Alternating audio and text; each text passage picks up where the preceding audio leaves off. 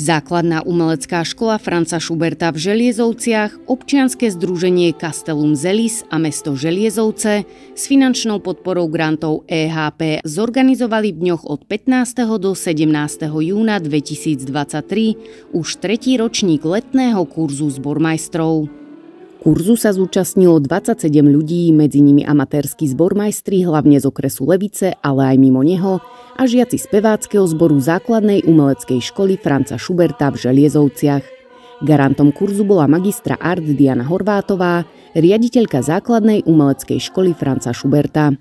Hodiny individuálnej hlasovej výchovy viedla magistra Ildiko Javorková, absolventka Liszt Academy a učiteľka spevu základnej umeleckej školy Franca Schuberta.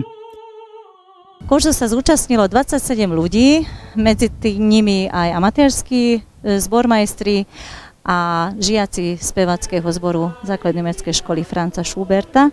Tento ročník bol výnimočný v tom, že žiaci zboru nielen spievali, neboli len ako cvičný zbor, ale tiež mali možnosť vyskúšať, ako pracuje v úlohe zbormajstra, dirigenta. Účastníci zboru získali základy taktovacej techniky, pracovali sme na jednoduchých skladbách, aby každý podľa svojich schopností mohol zažiť úspech. Pevne verím, že v našich účastníkoch sme vzbudili záujem o dirigovanie a možno v budúcnosti tieto skúsenosti môžu využiť, ak by sa rozhodli pokračovať v pedagogickej alebo umeleckej dráhe. Tento letný kurz zbormajstrov sa organizuje každý rok. Prihlásiť sa môže každý, kto má chuť sa naučiť niečo nové, nabudnúť nejaké nové skúsenosti. Jednotlivé bloky sa uskutočnili na dvoch miestach, a to v priestoroch základnej umeleckej školy